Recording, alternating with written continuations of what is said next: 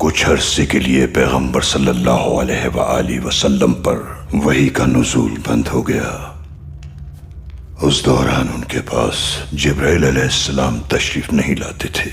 اس وجہ سے مشرکین کہا کرتے تھے کہ اللہ نے آپ کو چھوڑ دیا۔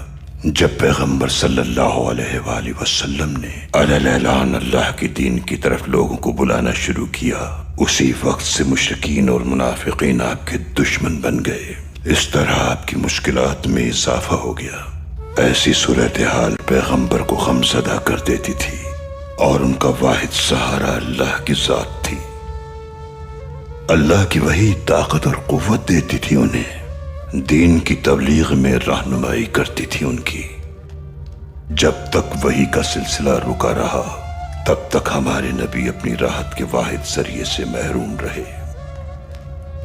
جس دوران پیغمبر اکرم مشکلات سے دوچار تھے، سورہ دہا نازل ہوئی۔ اللہ نے اپنے پیغمبر کو اس طرح مخاطب کیا: آفتاب کی روشنی کی قسم اور رات کی قسم جب وہ چھا جائے کہ تمہارے پروردگار نے نہ تمہیں چھوڑا ہے اور نہ ہی وہ ناراض ہے تم سے، اور آخرت تمہارے لیے دنیا سے کہیں بہتر ہے، اور ان قریب پروردگار تمہیں وہ کچھ عطا فرمائے گا کہ تم خوش ہو جاؤ گے۔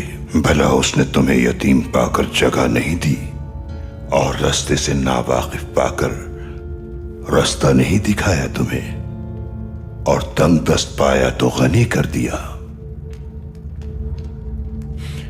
تو تم بھی کبھی یتیم پر ستم نہ کرنا اور مانگنے والوں کو چھڑکنا نہیں، اور اپنے پروردگار کی نعمتوں کا بیان کرتے رہنا۔ اس سورے کے نازل ہوتے ہی ہمارے نبی کو بہت ہمت اور حوصلہ ملا۔ اس سورے سے ہمیں یہ سبق ملتا ہے کہ ہر حال میں اللہ پر یقین رکھنا ہے ہمیں۔